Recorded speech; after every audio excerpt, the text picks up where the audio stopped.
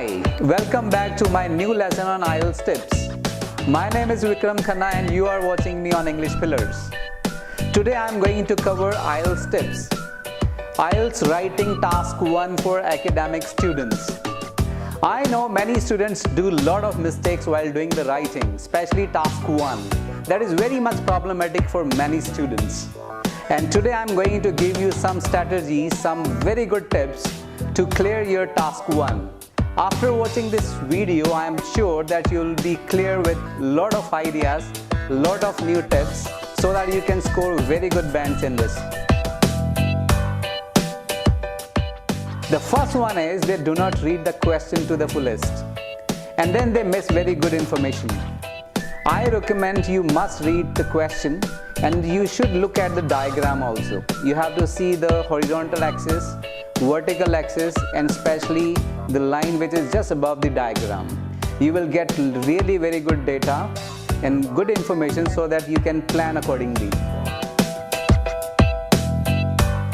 I am going to share very important information, that is the striking feature of the graph.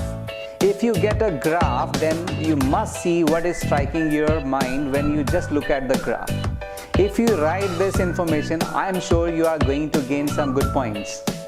Many students do not do this. They straight away write the data or the figures which is in the diagram. So my suggestion is whatever is the striking feature, be it the maximum number of men working in government department, be it a sudden rise in any data in the beginning of the years, if you try to write in the introduction, after the introduction, you can give the opportunity to the examiner to give you extra point for the IELTS bands. And this is really very good suggestion.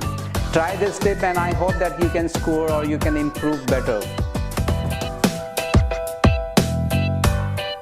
There is another point which is very important and I want to raise it today. That is a register of your writing. Register means the style of your writing. It can be formal or informal. What is recommended in IELTS, that is the formal tone, especially for academic students. But if you try to be informal in writing, you may lose marks. So you have to use only formal phrases, formal expressions, such as you can use the full forms of contractions such as cannot or do not, will not. But if you write contractions such as don't, can't, you may lose marks. Next important point which I want to cover is the length of task 1. Prescribed limit is 150 words. Means you have to write 150 words at least. And the ideal limit is between 150 and 180 words. Many students fall short of this limit and they may lose their marks, and this is really a blunder to do so. My suggestion is you have to add all information, especially the main features of the paragraph or the graph or diagram, so that you can cover 150 words at least. Try to see that whether you have covered all the information which is required to write, and it is not, then try to write that information so that you can touch the mark and can score good.